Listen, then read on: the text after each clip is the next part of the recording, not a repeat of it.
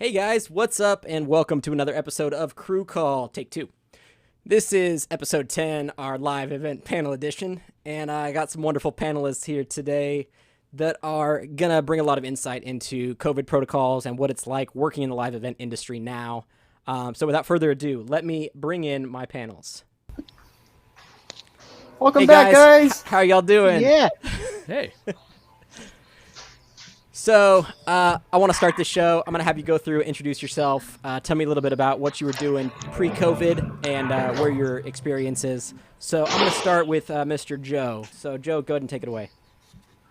Hi, I'm Joe Herzog, Senior Production Manager at Event Architects. I do pretty much everything, a jack of all trades, AV guru, audio, visual, lighting, LED walls, rigging, production design, production management, labor management, HR, any other part of the alphabet soup you want to put a title to, I'm that at the company. So do a little bit of everything. Mostly my focus is on corporate events and meetings and conventions.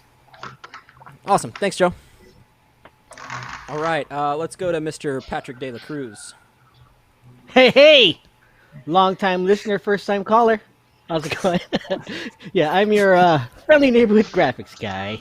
I'm the one that makes all those dang PowerPoints and dang keynotes and prints them out for everybody and puts it on screen for all. And then I also do demo tech. I set up iPads, tablets, laptops, whatever, to do their demos on stage. But now I'm a live streamer. I stream video games. Me playing video games. How exciting is that? And I'm sure you're making millions at it right now. Yeah. All right. So we're going to go to Mr. Andrew Toschi.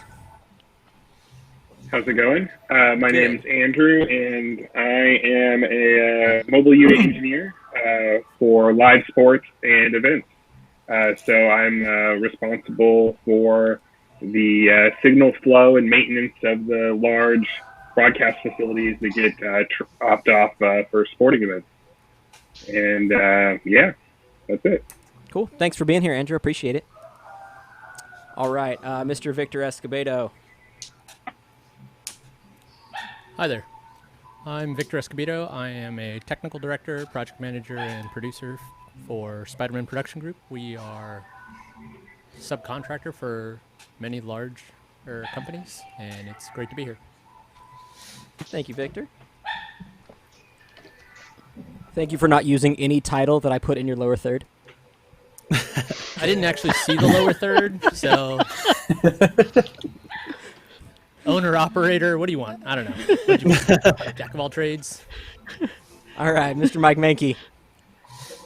Hey everybody, Michael Manke here. So I've been a live streaming engineer for the past 10 years, and then after that got into more graphics ops stuff in addition to that, video TD, graphics switch, stuff like that.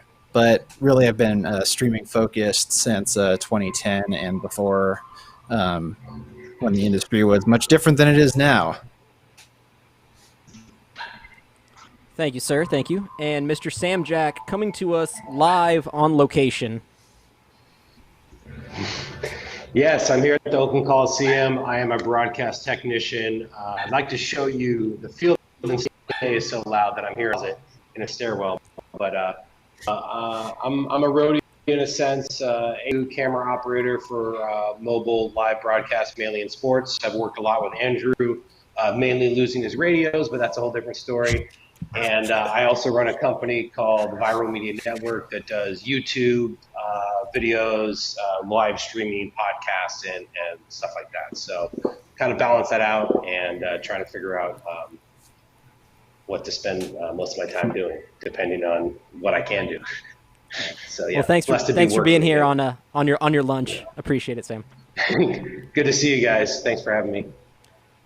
All right, so I know that March is typically a busy season for a lot of us, and that's of course right when COVID hit. So tell me a little bit about how your guys' lives have been affected through this whole COVID process, and how you may have shifted or pivoted your business differently. And I'll start with Victor on this one. So previously I was doing live events 95% of the time. And one of the things that I did prior to COVID hitting was I actually changed my structure over to start implementing a lot of these virtual events and technology, whether it be through robotic cameras or anything like that. I was able to get on the forefront of it. So when COVID hit, I was able to pivot, you'll hear that a million times, to a live stream setting, and going from live events into studios where I'm switching at E2 inside of a studio with all incoming calls instead of live talent has been a huge thing. I've done a mixture of events that have been live in studio, but of course they're still being broadcasted, and I've been able to do some really wonderful things. And although we're in a interesting time right now, the one thing that I've found to be the best thing is that we get to spend more time with our family. But yeah, it's been a good adjustment, and as we're all doing, it's just trying to figure out the best flow and how to make things consistent and reliable, and whether it be bonded networks or some kind of failure backup or power or anything like that. Now we have to look and take into account all of those different things. Yeah, and I think the family thing, at least for me, has been always something I've been striving for, but never really implemented. I've always said I was going to take more time off, and this was kind of like a forced reset for me. So it's been nice. I mean, obviously stressful financially and all that, but it has been nice definitely to be home more with my kids and just be more involved. And in terms of the backup stuff, I think that's one of the problems that I've been having lately too, is just how can you have backups for everything? And we're so used to living in our little bubble where we have, developed processes where we have, backup graphics machines and backup playback machines and backup switchers and things like that. But when you start going remote, like, all bets are off. You can't have backup laptops in presenters' houses and backup internet lines everywhere and all this stuff. So it's definitely been a challenge to figure that stuff out. And, a lot of times I feel like you're not going to have a backup for everything. It's not possible. So, but with that said, even in the real world, underestimate. You don't have backups of everything. You don't always have a backup switcher. You don't always have a backup audio board. You probably have backup projectors hung. You probably have, you don't have a backup LED wall probably behind your main LED wall. Right. There's only a certain degree of insurance backups really buy you. Sure. And I think we're transitioning to different backups. We're used to doing backup projectors and backup, certain items, and now we're transitioning to, utilizing different technology and trying to figure out what backups are essential and what backups we can kind of live without. Let's go to Patrick. Tell us a little bit about how you've pivoted. Well, pre-COVID, graphics guy on site.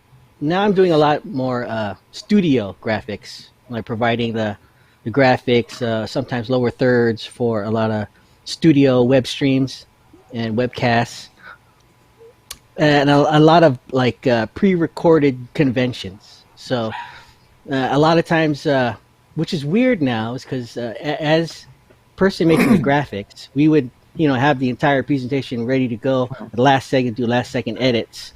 But now you do a keynote, you would be one shot. But now doing it in the studio, we stop, rewind, and do everything over again, and then or fix it in post. So it's been a different kind of workflow for me, So and then a lot of times I'm just fixing stuff on the fly, and we're just re-recording everything. And there's one event where we were there for days to do a 30-minute keynote, and it was just rehashing it over and over again. There's no finality in you got to get on stage and then present to the public. Now it's okay. Stop. Let's do that over again. So it's been a weird adjustment. Doing a lot more design stuff now, and yeah. But there's a lot. They're few and far between for me now. Used to be like every week, especially here living in Vegas. There was always something to support, but now they're few and far between. So I had one last month, and then the next one might be next month. So my pivot has been more graphics design, and then also doing a few more demo stuff when it comes to streaming and gaming mainly. So yeah, that's my story. Nice. Thank you, Patrick. All right, let's go to Sam. Tell me how you've pivoted or transitioned, Yeah. since we're going to use the word pivoted a million times. Sure. Well, it's a great basketball reference, and I'm going to tell a quick anecdote. The last day I was working pre-COVID was at a Sacramento Kings basketball game, and they literally, like 5 minutes before tip-off, they literally called the game and canceled the NBA. So I was at one of the last NBA games pre-COVID. And, as far as busy season in the sports world, Andrew can attest that basketball is tapering off, and of course the Warriors were so used to getting in the playoffs that in April we were used to playoffs. Well, that wasn't going to happen, but baseball was starting up, hockey was still in full swing, and of course football coming into the fall. So all this work just sort of halted, and everyone was super worried, out of work, unemployment.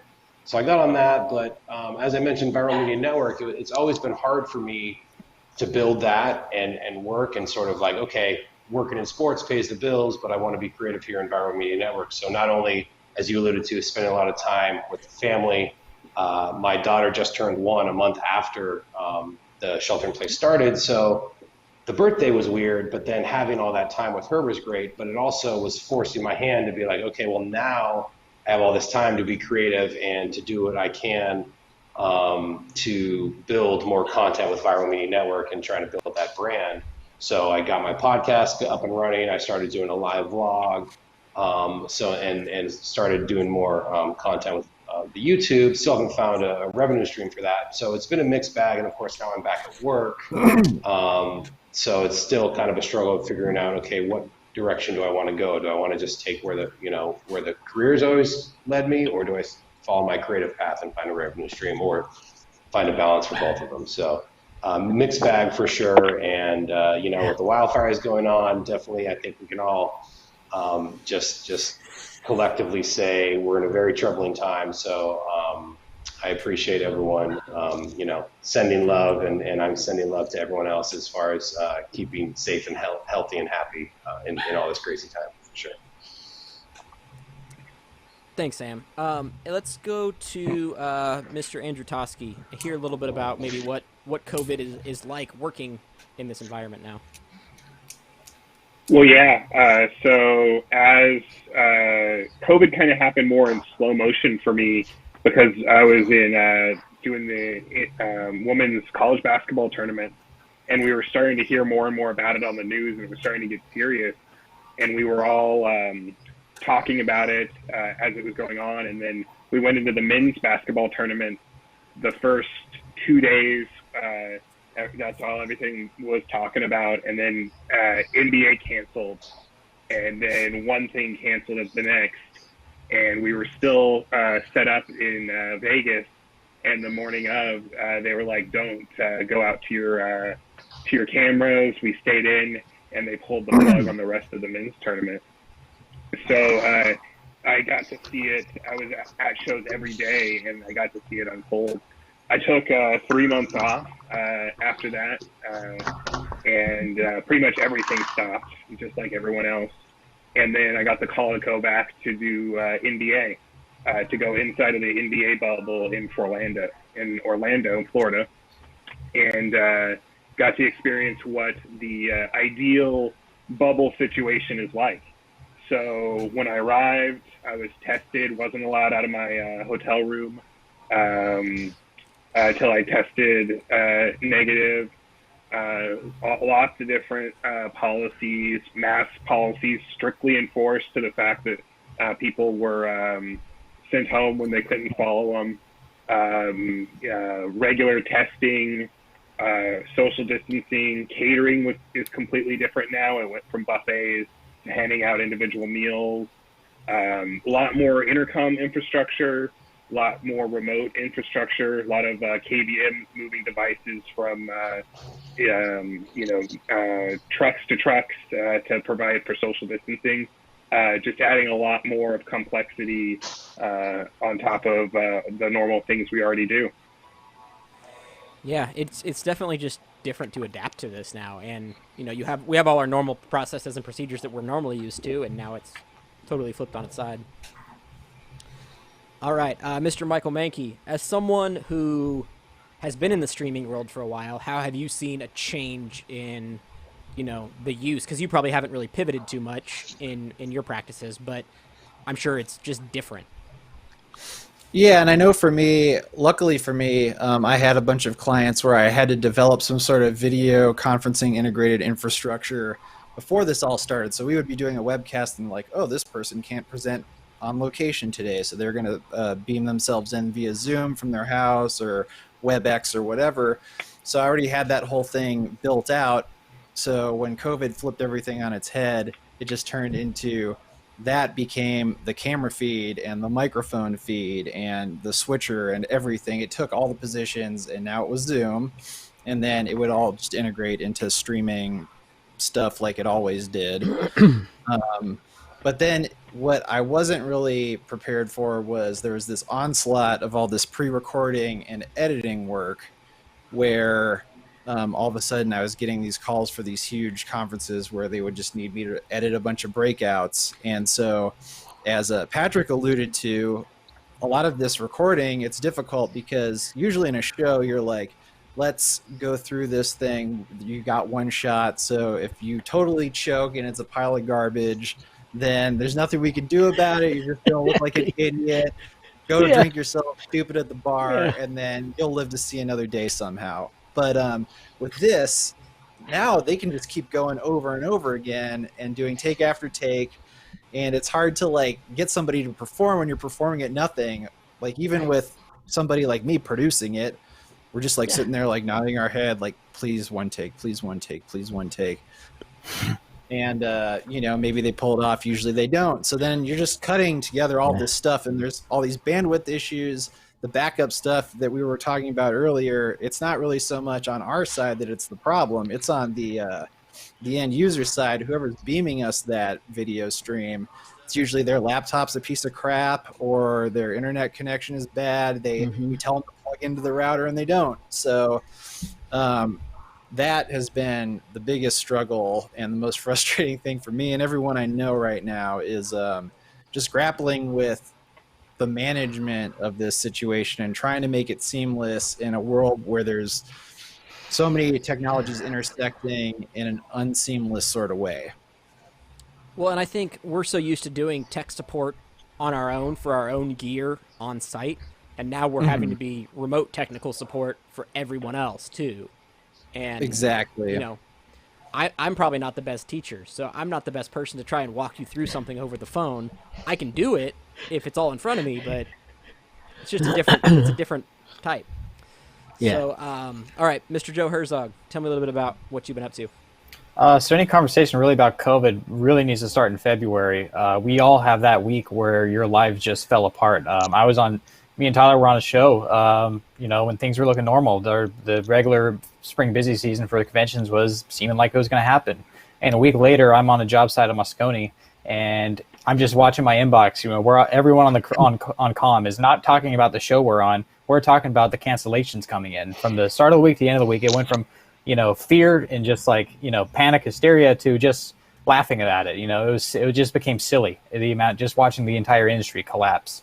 So as I pivoted, I've seen a lot of the pains that Manke's talked about too. As I've found myself doing a lot more pivoting mostly to virtual events, but it's not been that part hasn't been too hard to pivot. Most of the corporate meetings I've done have had some sort of VC integration or webcast. So really, I've always had that last mile there, but it's everything before that's been turned up on its head.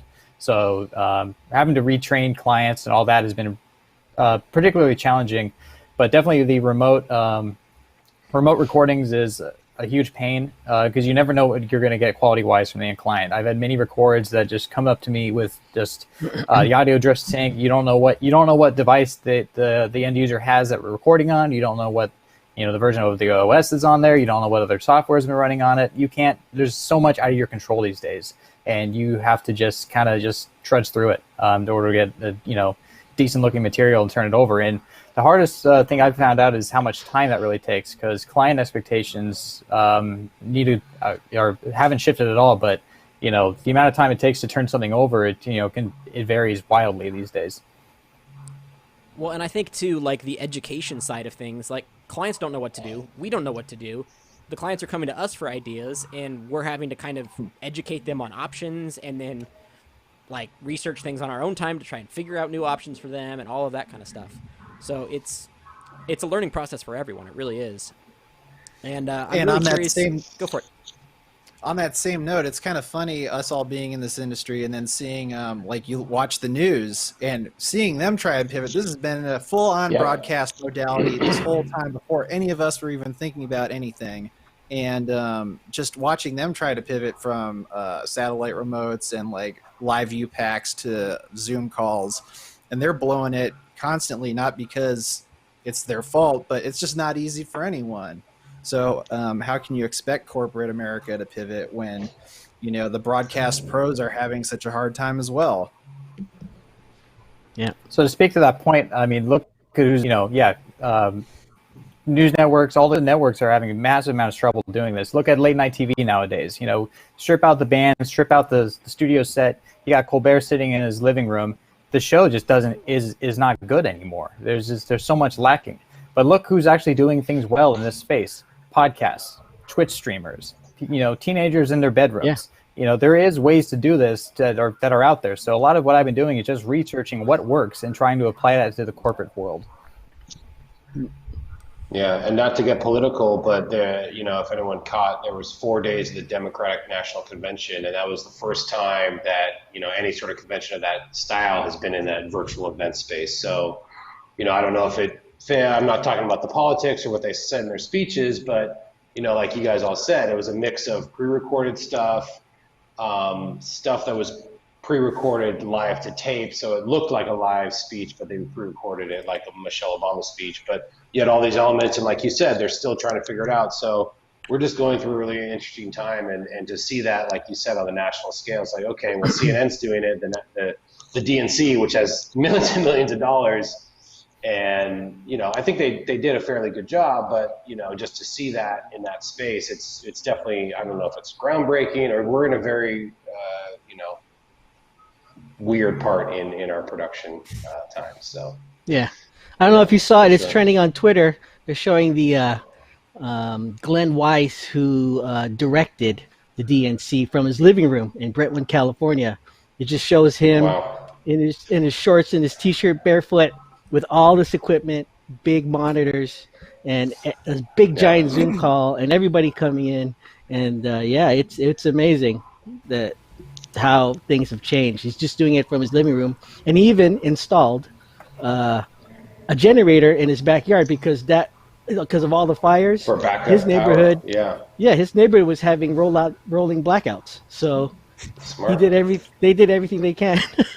Yeah. It's just crazy. Yeah, we have a director in the local area, Jeff Butler. He produces and directs for the Earthquakes soccer team, but also for EA Sports. And we're friends on LinkedIn. And he just posted he's building out a shed in his backyard for that same thing, a master control director TD station, probably using vMix too, and just having all the elements there.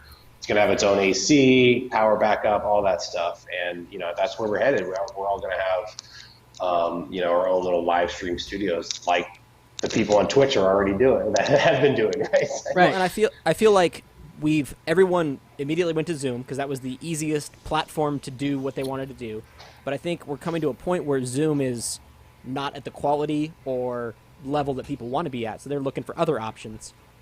And there are other options out there, certainly, but then now you're having to educate them on how to do things and what works and what doesn't. And it's a long process, but I'm glad that we have kind of come to the realization as a collective society that we don't have to accept the Zoom quality. We can do something better, even though we have to be remote. So many people just went to Zoom instantly and doing Zoom on TV, but it's really not that difficult to just up it enough to where it doesn't look like 4 boxes in a perfect row, with no background, no nothing. It drives me nuts. But anyways, Andrew, I want to hear it, as much as you can tell. I know you probably can't share too many details, but I want to hear you talk about kind of how broadcast has changed, and is there more Remy production? Is there how is that different now? Well, there's more of everything actually on on the productions. What I found is that they're doing less productions, but they're cramming more options into them. Because typically on we'll take an MLB game, for example. Typically there's a home truck and a visit truck and a national truck that can be in one broadcast. Well, now because of the way they've chosen to plant the trucks in the individual stadiums, they're giving them all the equipment that would normally be in 3 trucks, and then they're spreading out all the operators that would normally be in those trucks to make them socially distant. So you're taking everything that was implemented into one production environment, adding more to it, and then spreading it out. And now you're sending REMI feeds back. So you'll have like a world feed, which is like a clean program with some graphics on it. And then at another location, they take in, 2 or 3 cameras, the world feed, and then they take the announcers in from a different location and implement them. So it's like just specifically for the MLB, it's like a hybrid REMI model. And that was the thing about all this technology. They were already doing it as like cost saving measures, but now it's just they're stretching it. So nothing's new, but it's all just getting implemented from different things, and they're pulling it different ways. So a lot more robotic cameras because you don't want to put people close to the players and that sort of thing. And as to where, like, instead of a reporter on the field with a handheld camera, now you have a robotic camera with a monitor out there, and then you have a remote feed coming in on a different return path with different audio. So it's just everything's getting more and more complicated in order to accommodate the social distancing, and the technologies are just not there yet. They're getting there, but it's just a different use case, so everything has to get adapted. Yeah, and I think too with the live event side, like more corporate side too, it's falling more on one person than it used to. It used to be a playback guy, a graphics guy, a switcher, a camera switcher, and now it's kind of, you can do that all in one person. And it's harder to segment out those roles, especially if you're doing Zoom or doing other things. It's harder to split those roles out. So I think we are obligated to have more responsibilities as a single person. Yeah. Well, that's what Andrew alluded to. Oh. Yeah, go, Sam. Well, I was just going to say how he mentioned how there's typically a home broadcast and a visit broadcast, and then sometimes a network broadcast like ESPN. Well, they cover the games a little differently based on the teams that they're covering, the home show, the vision show. But also what it breaks down to is, like you said, now that one crew has to work harder to cover both teams more and to do all those things and do more with less, so to speak. But also from a workforce standpoint, there's all those crews that are sitting at home and just a few that are working. So I'm one of the few. I'm very blessed. I don't get all the games. I get some of them. I'm kind of right up there at backup. But, there would be maybe twice as many people working. So just from an economic, workforce standpoint, we hope that we can get everyone back to work, or, just figure out different kind of shift of skills to sort of navigate through this new time, I guess.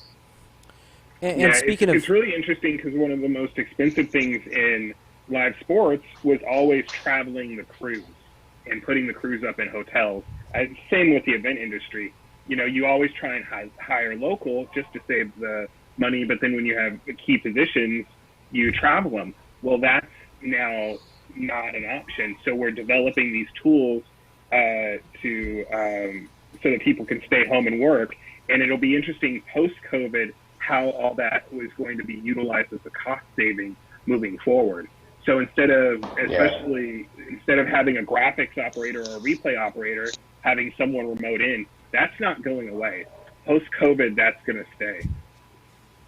Sorry. Right. Well, and I think we've noticed that more, even outside of the AV industry, people are learning that they can work remotely and still do it successfully. Yeah. And so, I think you're going to see a lot of real estate prices in like the Bay Area of like big corporate offices. They don't need those spaces anymore. I mean, there's still a need for them in some respects, but I think everyone's been remote, business has still continued. So they're going to have to kind of juggle that as they move forward. All right, so for the people that have been working, I think everybody here has been working in some respect on site. Tell me a little bit about how you have the protocols that have been implemented, masks, social distancing, all that kind of stuff. How has that worked on sets, on events, and what can we do if maybe the organization we're working for isn't taking it as seriously as maybe we would like to? What are some things that maybe you found that has worked for protecting yourself? We'll start with Joe. Oh boy. So like my show this week, it's a small crew. We're doing just kind of studio shoots, bringing in remote callers, but keeping the footprint on site to a minimum. Everyone's in masks. We're all trying to keep our distance. But at some point it just falls apart. If somebody's having trouble with a piece of gear, you're going to go over there and troubleshoot the piece of gear. You're going to be touching it. There's no avoiding that. So I mean, personally, I've been just keeping that little bottle of hand sanitizer right on me. So anytime I'm integrating with somebody's personal space or their workstation, I'm doing that. The hardest thing I've noticed is there's you're working in a mask, you're getting dehydrated, you might be a little hungry. When you do what would typically be, hey, snacks and waters are over here. Okay, great. I don't feel comfortable eating it or consuming anything nearby anybody yet. So I'm grabbing my bottle of water and my, snack. I'm running out to my car, going outside. I'm enjoying it out there, with some, fresh air and whatnot. So I feel like just having air breaks is now they're going to be a new normal going forward.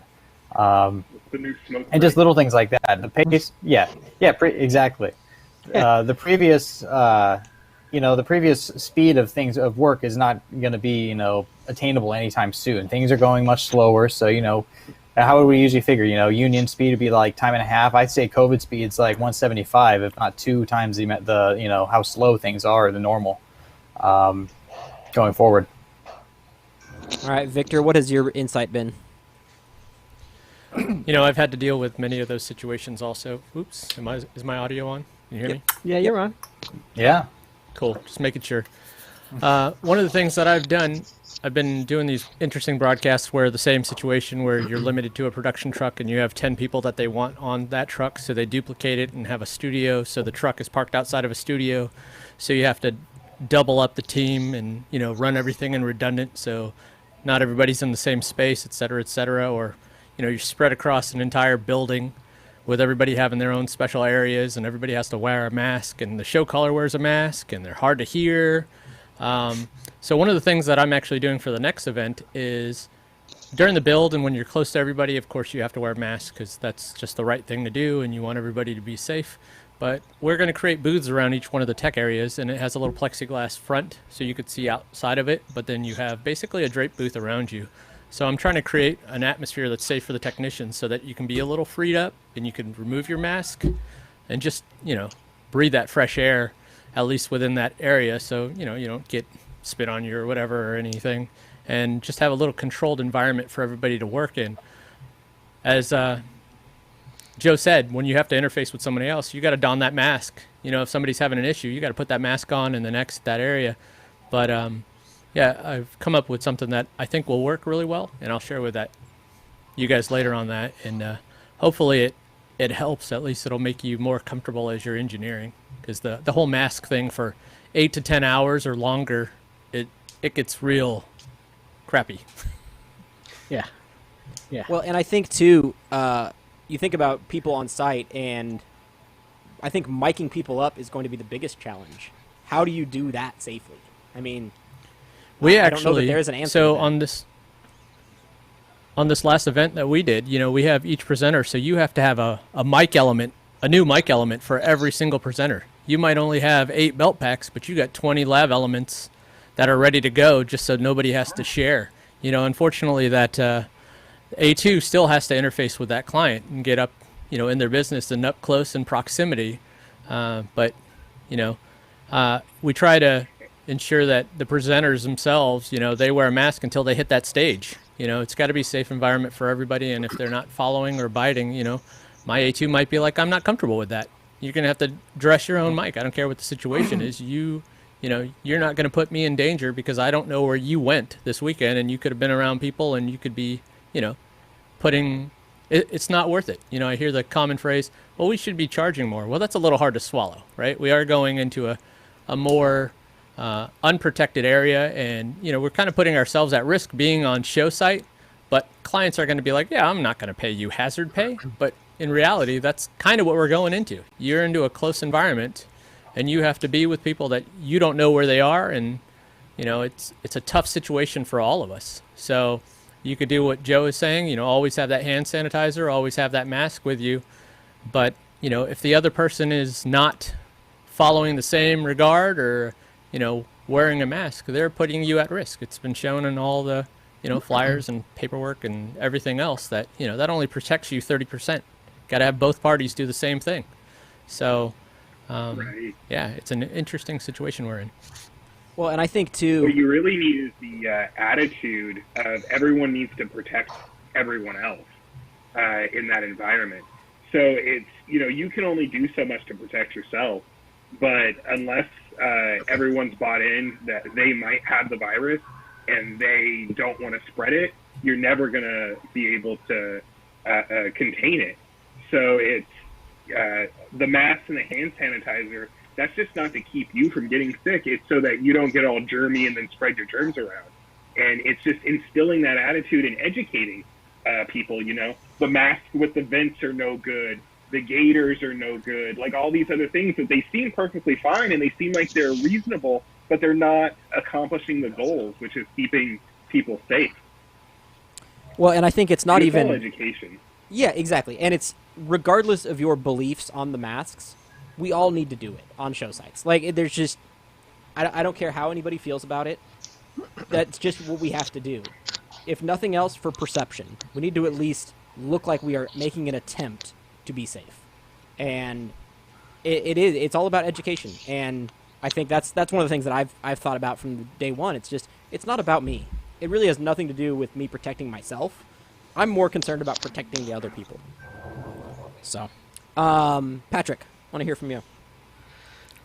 Well, the last time I did a graphics gig, a traveling graphics gig in San Francisco, we got a studio, and they made a grid, a 6-foot grid, like all 6-foot squares. So everyone in their position got a square. The video switcher maybe got 2 squares. I got 1 square. Audio got 1 square, and teleprompter got their square. So that's how we kept that distance. We all wore masks, and then the only person not wearing a mask was the speaker at the time. So the clients, producers, script writers, and everyone would come in, and when they hand me the graphics or for me to work on, they would toss it to me. I would wipe it down and show them I'm wiping it down and plug it in. And then even when it came to giving him the clicker, okay, hold on. There you go. Nice. There you go. So I would hand him the clicker, all wiped down with the anyway. And it's just to make everybody comfortable, because everybody's worried about COVID. Nobody wants to get sick, and everybody's trying to, especially in San Francisco, they're really looking out for each other. I don't know how it would be like in other parts of the country that I've been, where it's where they don't look well in masks. There's a lot of sections that really disbelieve that stuff. But in San Francisco, everyone was wearing a mask. Everyone that works in San Francisco was wearing masks. All the Lyft drivers, all the Uber drivers. So that wasn't a problem. But so that's one thing, and it worked out pretty good. I mean, we had being somewhere where everyone had to go. There was a finite time, so we had to get everything done. Versus another time I worked was working for a corporate entity, and they had their own webcast crew and their own webcast studio. But the difference is no executives were coming in. We were doing all our work in the office, but we had to send each executive all the equipment for streaming. Trying to explain to an executive how to hook up a DSLR to all this stuff over the phone. Hold it together, Manke. Hold it together. Yeah, because nobody wanted them coming to their house or what, but then we didn't want laptop quality. We wanted, to, and then and then working with them to hook up the tripod, to put the DSLR in, and then, video capture card into their high end laptop, to send us good quality stuff, and then explaining to a CFO or CEO how to do that was just excruciating. And a lot of times we got their teenage kids, to help us hook it up. Say, hey, I know you do this. Hook this up for us, and then thanks. So we would talk to the kids, okay, and then he would do it, and they'd say, oh, I'm so proud of you, son, and and it's just those are the struggles. Those are the struggles, and it turned out okay. And but then in those situations, we went all night because all they would do is change everything, and then someone would chime in. Someone would come in the Zoom call and say, "Hey, we need to change that," and then just rewrite everything. It was definitely a challenge, but everyone was in their space and safe. It was interesting, very interesting, and I think that's how a lot of these are going to go from now on. It's kind of weird. And I think two comments I wanted to make too. One about Victor's budget comment, where people do want hazard pay, and I don't disagree with that. But at the same time, I know that if you, as a company owner, don't take that job, somebody else will not charge it and come in right behind you. Yeah. So there is, and you know that, more than anybody. So the hazard pay is getting the work. It seems like, unfortunately. Yeah. Right.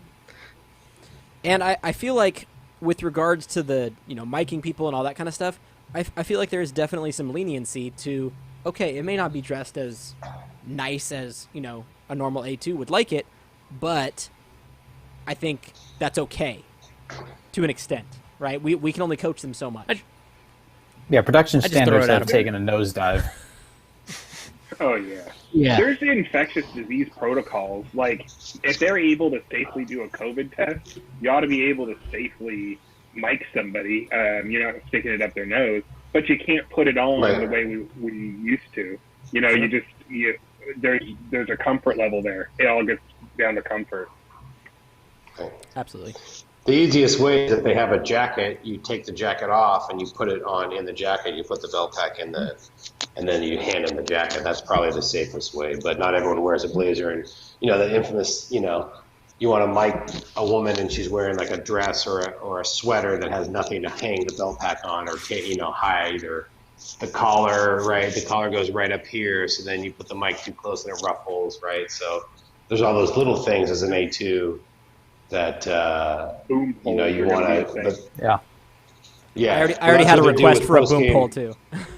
That's what they do here for the post game interview. It used to be a stick mic that the A2 would hand with a headset, and now he's on a boom pole, and instead of an IFB in the ear or a headset, it's just allowed like a voice of God speaker from the sideline, just saying the broadcaster saying the questions to him. So yeah, definitely stuff has changed. But I think also too, that alludes to the point that like I think the talent and there's going to be a learning curve for the talent. Like everyone, I just did this film festival. It was a 48-hour film festival, and we all did remote production, and so we all shot scenes on our phone. And so I was coaching the actors through how to, everyone knows how to shoot on a phone now with Instagram stories and all this stuff. So it's just like that next level. So, I think that's another direction we're seeing is, like you said, okay, all the executives brought the streaming stuff.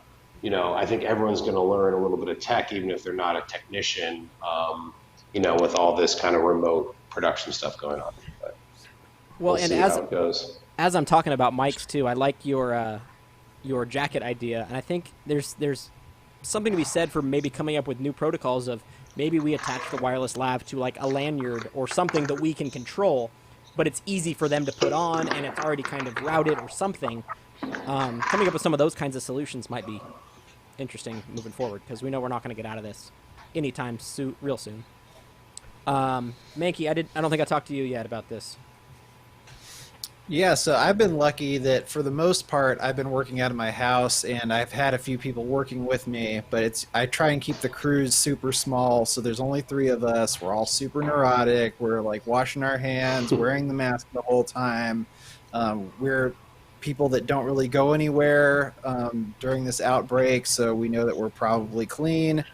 And we're just trying to do all of everything remotely. But I did go on one job that was on site in LA right as they were doing their opening after the first wave. And that was a really illuminating experience of how this is going to be difficult, because the moment we got off of the job, we were being socially distant. Most of us were mask compliant. Some people weren't, not going to name names, but you know who you are. We didn't like that. And so afterwards, we ended up going to a restaurant because they were open. And I was like, okay, I'm going to just stay the hell away from everybody like this and see what's going on, because this is going to be what everybody else is going to see soon enough. And it was just crazy. There were all these like bunches of people like yelling at each other, drinking, like carrying on like nothing ever happened. Like the pandemic was over, back to normal. And I was like, oh crap, we're all screwed. Like this is gonna just come back into this huge wave. Going on show site is gonna suck because you just got to hole up in your hotel afterwards. So it's, I mean, to go on the hazard pay thing again, like, yeah, sure, taking the job sometimes feels like the hazard pay. It's nice to have the work. I feel blessed to have the work, but to go on site to do it, if it's definitely a solitary experience whenever you're out of the show, which I don't know. Usually the cruise I'm on, we go and hang out afterwards, so that kind of sucked. But it's going to be this way for a while, so we're going to just need to deal with it, I suppose. Andrew, you want to add anything else to that?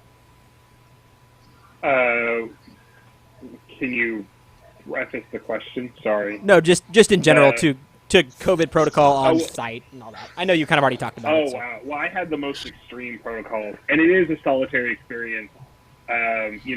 Not leaving your hotel room, not going to the bar. It makes it much less enjoyable, and it takes away a lot of the reasons we do the road work. And the camaraderie is just it's absent. But this isn't supposed to be fun. You're working through a pandemic, and hopefully, if we all do what we need to, it won't be forever. So at this point, I'm just kind of like, let's all have the misery together. It's a joint experience, and hopefully it just bonds people and crews together better. It's something that we've all gone through. Yeah, I think so. And on that note of it being a solitary experience, what are some things that you guys have done during the pandemic maybe to keep your mental health kind of just staying sharp and not feeling down? Because it is a rough time for all of us for a variety of reasons. So I'll start with Sam. Well, as I mentioned, seeing my daughter come of age and start to walk, celebrate her first birthday all the time, with my wife, and also she does she sells vintage goods online. So seeing her business bloom has been really rewarding. But just getting into the kitchen, growing wonderful vegetables in the garden, just really getting back to the roots of the home and family. I think we were all mentioning that at the top of the show, that's the sort of silver lining, is we've had so much time with our family just to nurture that. And also to be able to, resurrect the podcast and have conversations like this with other freelancers and other professional entertainers and performers, and how, say, like a DJ or Ardell, their live venues, their way of making money has totally gone out the window too, and shifting that to live events. So learning from them and to be able to do some personal projects. I'm a fairly optimistic guy, so I always see the light at the end of the tunnel, but this is definitely tough. But I just think exercising, eating healthy, all that kind of stuff, And like Andrew said, and you know, just sort of swallowing your pride a little bit and being like, you know, we have tough times sometimes, and we just got to get through it, and you know, stay connected, and you know, stay vocal about our feelings and be able to express it to our loved ones, so we can communicate when we do need you know, more serious help or you know, professional help to seek, you know, more problems that might be having. Well, and you think too about once we make it through this, like, we will have made it through, and we probably won't have another pandemic, hopefully, but we will know at least if it does happen, or even if there's just a downturn in the market, or, you know, another 2008 for live events, or, you know, anything like that, we have more resiliency now, and we know that moving forward. So I think it's a good time to, you know, obviously do your best to stay healthy now and stay safe and keep your mental aptitude up and all that kind of stuff. But, you know, live events will come back. You don't have to bail on the industry and go to something else until, you know, you do. But I think it's taking this opportunity to learn the most about yourself and grow from that. I don't know if that made any sense, but my thought process was going down a path somewhere. For sure. All right. Let's go to Manke. What have you been doing, either hobby-wise or just mentally? You've obviously been working a lot through this pandemic, so you haven't probably had as much free time as some of the other people here have necessarily. But Well, I knew at the beginning of it, I did have a lot of free time because nobody knew what was going on or had a plan yet. So I wish I utilized that time better. I luckily started running a lot more than I have been. I've been running as much as I actually wanted to all along, and I met my 1-year goal of what I wanted to run this year a few days ago, actually. So that's kind of cool. Thank you. I met my goal too. It was 14 steps. Nice. Good job, man. I mean, anything helps, that's for sure. You got to set the achievable goals. Work, right? Achievable goals. Yeah, totally. So running was a big one. I was like cooking like a fiend for a while, and that was great because I love cooking. But now I don't have time to do it because I'm working so much. So right now it's been more difficult because it's been a busier time in terms of me and the pandemic. So now I'm just trying to survive it at this point. And if I can run today, that's good. But sometimes I don't. And sometimes I order Uber Eats and I feel like, what am I doing with my life? But Well, and I was kind of the same way. I kind of wish I would have done more early on, like training-wise and all that kind of stuff. I was going to do more like projection classes online and all this stuff. And granted, I probably would have forgot everything I learned 5 months ago, so it really is kind of irrelevant. But, you know, I took up golfing, and I was doing that pretty regularly. And then I feel like now I almost don't have time to do that anymore. So I got to, you know, find another hobby that I Did you feel like at the top of the pandemic you were like mostly worried about stuff, so it made it kind of hard to do it, Yeah, be as productive definitely. as you wanted to? Anxiety-wise? I know for me that was a main issue that I had because I would like get up every day and be like, what's going to happen today? What events are going to cancel? How far out is this thing going to cancel? And you know, I'd like sit, crack a beer, watch the press conference from the White House, be horrified, drink another beer, and just be worried the whole time. And then you'd be fine after a couple of beers. It's great. After a couple of beers, I'm like, they'll figure it out tomorrow, and then Yeah. it just would keep happening over and over again. And Well, here we are. So to be honest, I think some of my thought process at the beginning, maybe not at the very beginning, but a little ways in, was, you know, I've really enjoyed being home, and do I want to go back to that same work and traveling all the time? And, you know, I kind of took it as a time to, I really need to focus on myself and learn about myself and what I enjoy doing and why I enjoy doing it. And maybe there's changes I make before we go back that I don't go back in the same capacity that I was. So it wasn't even... My know for fiance a wants lot me of to go back to work. it wasn't even like learning skills necessarily. It was just kind of learning myself and the things I really enjoyed in life, and finding hobbies, and, you know, just spending time with my family and keeping myself sane, to be honest, and not going crazy worried about... I've always been a chronic worrier, and the COVID stuff definitely worried me a little bit, but more about that, was worried about actually going back to work and being gone as much as I was.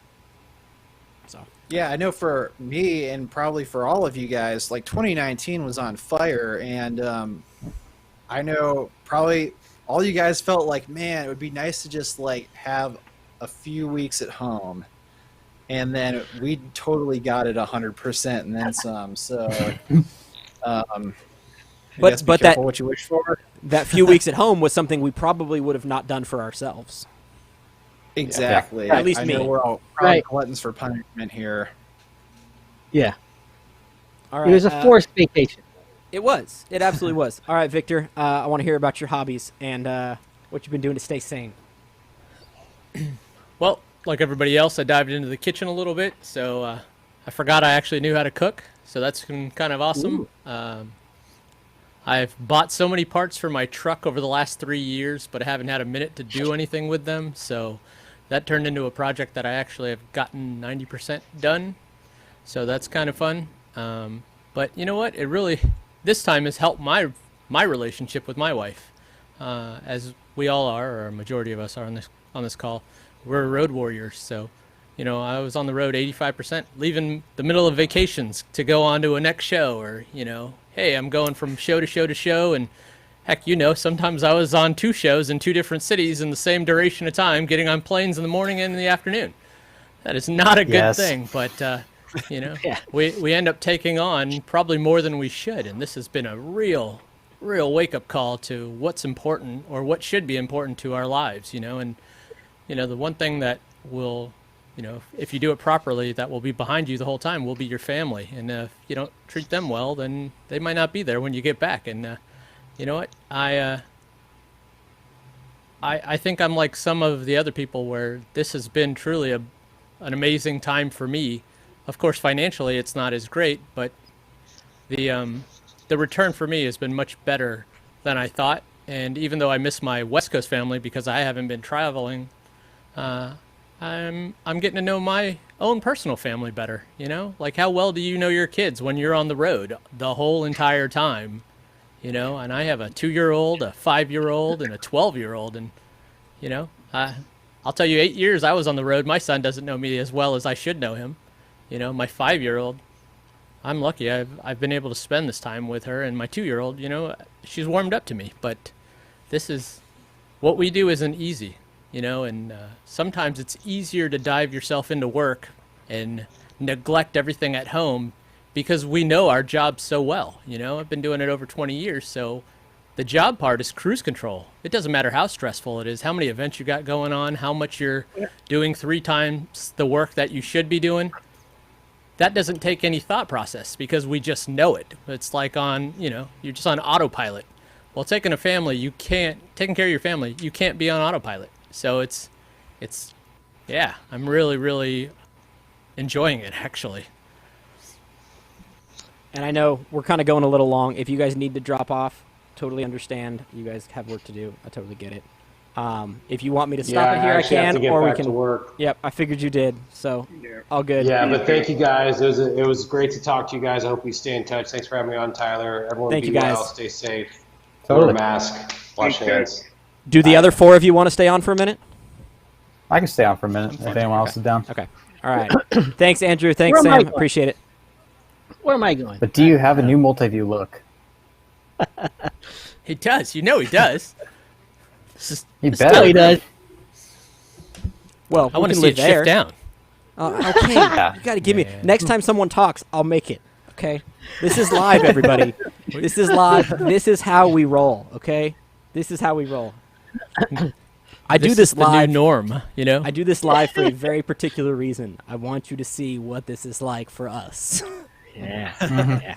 And you know what? That happens when a call drops out during these live broadcasts now. You're like, right. shoot. So you have to have a 6 window, a 5 window, a 4 window, a 3 window, a 2 window, and a 1 window of every preset just because of that scenario. And you know, in all honesty, I thought about building that, and then I thought to myself, no, I'm not going to waste my time doing that. Because literally... And it shows, your laziness shows. Yes, that's what I was thinking too. Now, we know why you do graphics. All 8 people that are watching to see that now too. Yeah, I know. All 8 people. all of my followers that I've ever met in my life. All right. So, Patrick, I want to talk to you about that. What have you been doing to stay safe and all that? Well, the pandemic came and it came in stages. At first it was like, cool, I got some days off now. Then I got to take care of a few things at the house I've always wanted to do. And then, a lot of home projects, build my wife an office because she had to work from home as well. And fix up my office finally. And, buy some stuff, some monitors and all kinds of stuff, and some gaming stuff. Like, yeah, I'm ready. Okay, we'll be good by June. And then, and then April came along. I get more cancellations, and May comes along, and then Then I start slowing down. I don't feel like doing anything today. That's how like a whole month of May and June, I was like, what am I going to do? It's none of these things are coming to fruition. A lot of promises and things were getting canceled. It was getting kind of a little depressing for me. But then started getting into hobbies, getting into cooking. I got a sous vide. Figured out how to sous vide a bunch of meats and stuff, and throw in a bunch of herbs and just reading instructions in Instapot. I got an Instapot, learning how to make a bunch of stuff in Instapot. Like, hey, I can survive now. And yeah, and then I got back into DJing because I saw that's what I did for most of my time in my college and years before I got a real job. And then you lost your background graphics. Is that a thing? See, as a graphics guy, Take him full screen, bro. Take him full screen. Whoa. Take Patrick full screen. Tyler. That's okay. Your spacing is all off. Look how low he is. These boxes aren't even. Yeah. I don't know what to tell you. This is garbage. On the fly. Now, all 10 people saw that. It's okay. That's okay. That's live production, folks. Live production, folks. But yeah, I got back into DJing, and then what came to DJing came streaming. Then I figured, I got to figure out how to stream. So then I got into Streamlabs, and I'm going. My thing was going for the budget streamer thing because I have a lot of DJ friends here in Vegas that have zero income because I'm still getting graphics gigs to fix graphics from home and stuff, but I have a lot of DJ friends and here and in the Bay Area that have no income because there's no gigs. So to get them out there, I teach them how to stream. Then I connected with my friends who can build PCs, and then they build PCs for them, and then they get a better stream because I would call my friends and say, hey, your stream sucks. You're lagging. You're scratching, but a minute later you hear the scratch. It's weird. So then to get them together with friends that build computers out in the Bay Area, and then they hook them all up with a webcam and a PC, and they're streaming good. They start looking, then show them how to do overlays in Streamlabs. It's super easy, or even buy graphics, and just it's super easy, and then they could look pro. And then now they got a few of them have some pretty good streams. They're making some money, they're monetizing, and then I started working on my streams. Oh, okay, hey.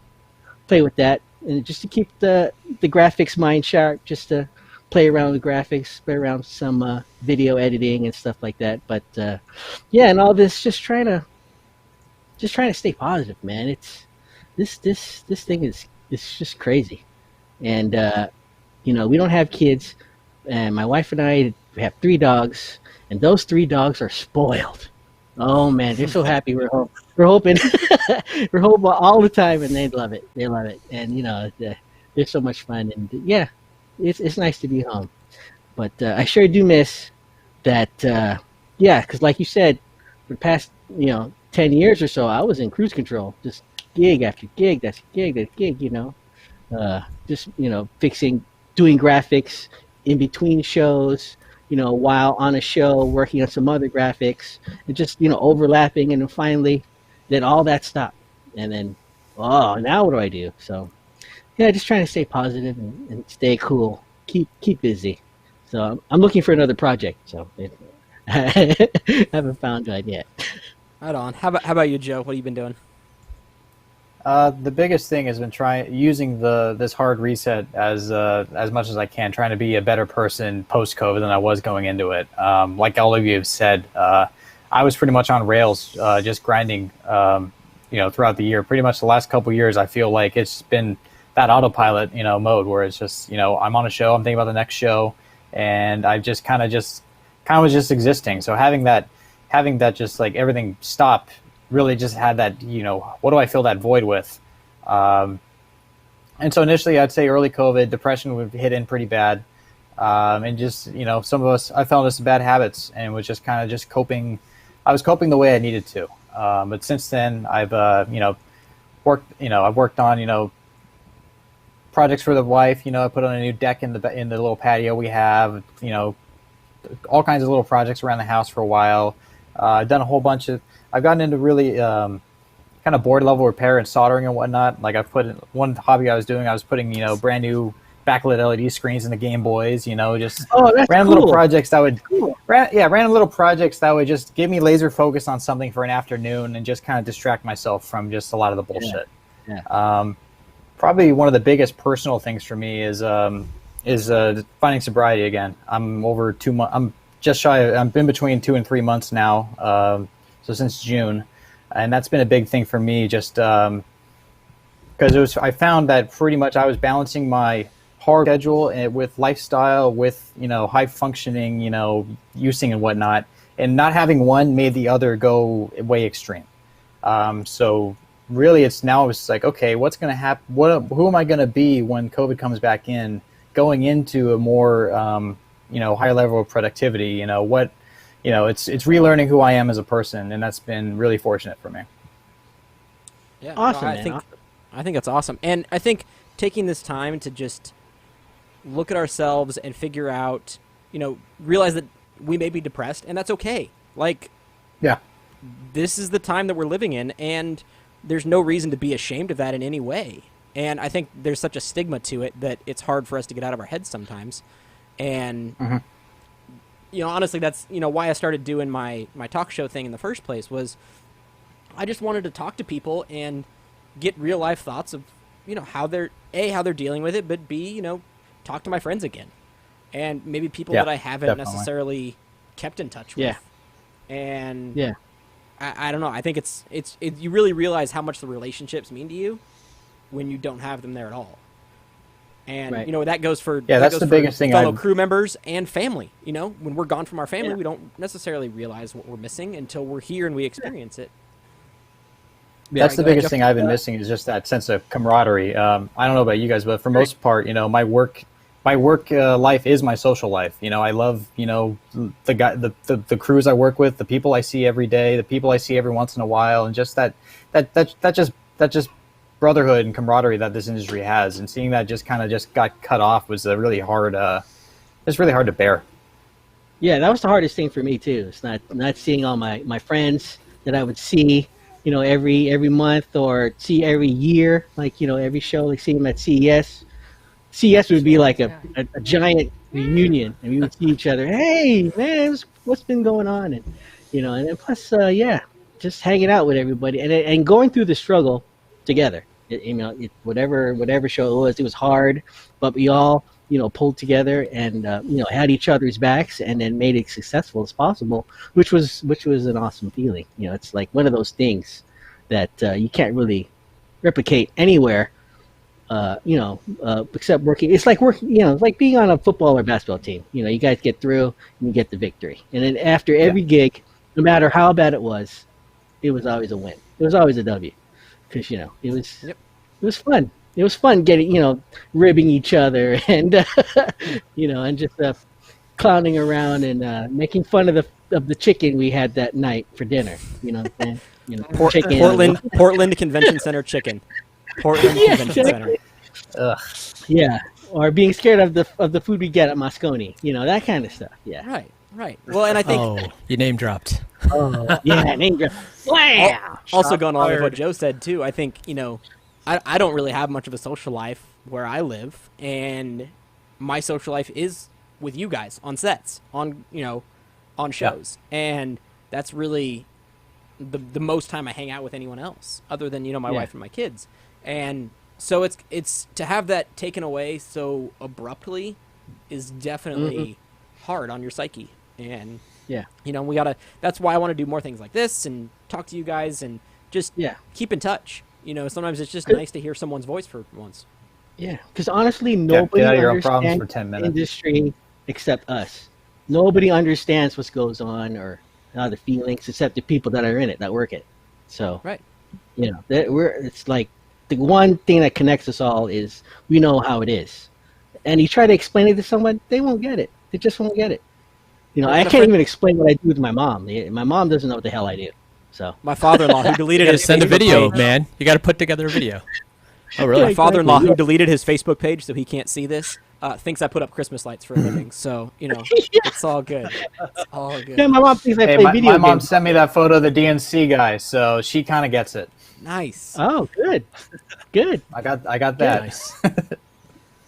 All right, Manke, how about you? I know I've probably kind of already gone around the room with this. I'm trying to remember where I left off, but I know you already talked about this, didn't you? A Yeah, little I bit. did. Okay, It's cool. No, that's fine. All right, so I moving think we're forward, done. you want to be done? You have another show to get to, Victor? You know what? He I wishes. actually did do 2 site visits today. Oh, It was tough. cool. And by the way, I would love have to that say your thank daughter you. came and jumped up on you. That was Yeah. I welcome the interactions. Before I jump, I just want to thank each and every one of you because even during these weird times, I have called each and every one of you and said, "How the hell do I do this?" Or, "Hey, what do I need to do this?" Every one of you is like, "I'm stuck. I told someone I could do this. How do I make it work?" So it's that's what we do on show site, right? It's like, okay, I got a problem. Hey, can you come help me? And even though it's remote, we still have that ability to reach out to each other, and no matter what, I'm still reachable, and actually more reachable than before. So if you guys ever want to chat or talk or BS or anything, Well, and I'm as I appreciate that, Victor. And as we wrap it up, I think someone gave me an analogy one time that the bonds that we all kind of have collectively on show site is similar. I'm not going to say it's exactly the same, but it is similar to going to battle. And I think we do. We definitely go through the trenches and we fight through our own battles on site. And that's why we are as close as we all are. And we can all call each other at any minute and usually troubleshoot each other's problems and all that kind of stuff. So I think that's why this is so important to keep this communication line up and keep those relationships good. So I want to thank you all for being here. I really appreciate you taking your time to do it. I think it'll be helpful for a lot of people just to kind of hear what we're all going through. And it's always fun to just get together and chat. So Patrick, if you want to get your plane ready to go, we can all jump in it on your flight Yeah, I simulator. think I'm gonna and, fly 747 today. Yeah, exactly. That's what I'm gonna do. That's good. Go I'm gonna fly that and visit Victor. Yeah, Yeah, dude. I will. I can't I wait. will. Thank you. That can take a couple hours because this thing is real time. This game. Is it really? Jeez. You can't fast Yeah. forward that thing? If you want to fly from Vegas to DC, it's real time. You got to sit in there. But really, what else do we have? Can you let it go and then work on graphics while you're doing it? So it's Yeah, I like think so. actual Hit autopilot. Yeah, perfect. Yeah, exactly. Autopilot. Yeah, I'm thinking I might fall asleep during the stream, like I do on a real plane. Well, thank you guys again. I really appreciate it. We're done. We're wrapping up. All right, we'll Yeah, we're talk to you all almost soon. done. Thanks, Tyler. Appreciate this. Thanks, guys. Thanks, Tyler. Thanks, Good to see you guys. Take care, everybody. Thanks, guys.